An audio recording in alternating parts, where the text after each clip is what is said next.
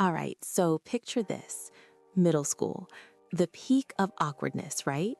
I mean, we're talking braces, questionable fashion choices, and the desperate need to fit in. And in the middle of all this chaos was my best friend Maya and me. We were inseparable. Like, literally, we once shared a single pair of headphones for an entire class period, passing them back and forth during independent reading. That's commitment. Now, Maya was amazing. She was funny, she was smart, she had this incredible talent for drawing these ridiculously detailed fantasy creatures. But Maya also had a secret, a big one, and it was something she was super sensitive about. Like, if you even hinted at it, she'd go ghost white and start sweating like she'd just run a marathon. And I, your humble narrator, was the keeper of this sacred, potentially explosive secret. The secret itself? Well, it was that Maya was absolutely terrified of butterflies. Yeah, butterflies. Not like a mild aversion. This was full-blown, can't breathe, need to escape the country terror. We're talking panic attacks at the sight of a monarch. It was kind of funny in a sympathetic way because she could take on a whole football team in an argument, but a fluttery insect? Nope. So, the day started off like any other. We were at my house, probably dissecting the latest gossip from school, when my mom walked in. Now, my mom is enthusiastic. She's the kind of person who believes a hug can cure cancer and a positive affirmation can win the lottery. And she'd just gotten back from a craft fair where she'd, get this, bought a giant, sparkly fabric butterfly for decorations. You can already see where this is going, can't you? She proudly presented it, this monstrosity of glitter and felt, like it was a rare gem.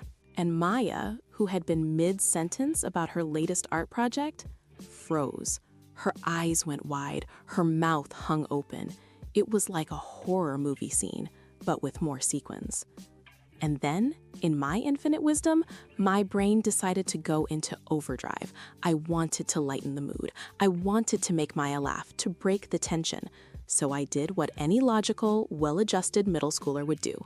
I pointed at the butterfly, looked directly at Maya, and in a voice that was far too loud and far too chipper, I said, "Oh, Maya, you're gonna love this. It's perfect for someone who's totally obsessed with, those flying things."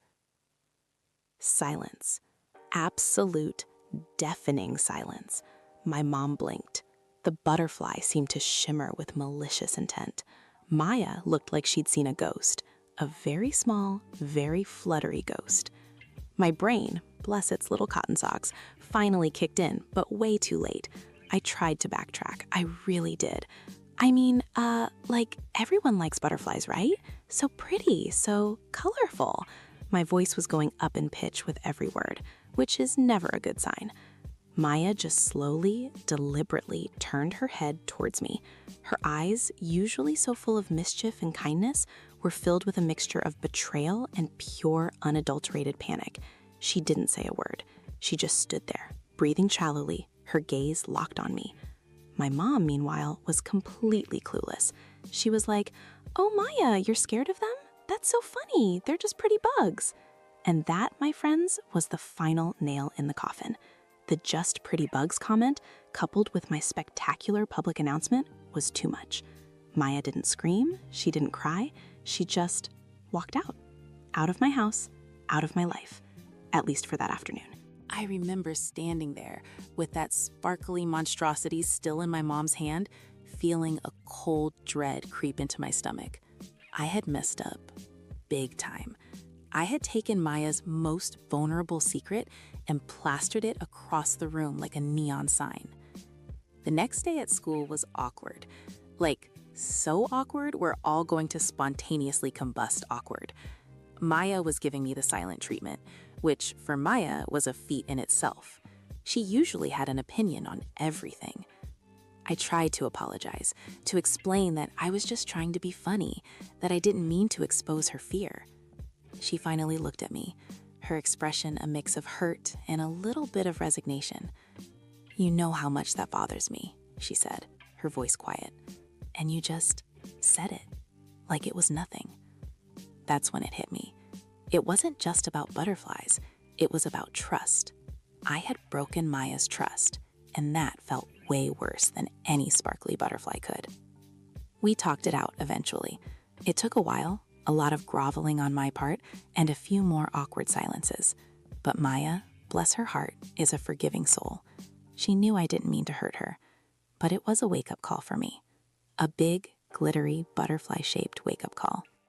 So the moral of the story, I guess, is that sometimes our attempts to be funny or to lighten the mood can have unintended consequences, and that the secrets our friends entrust us with are, well, sacred.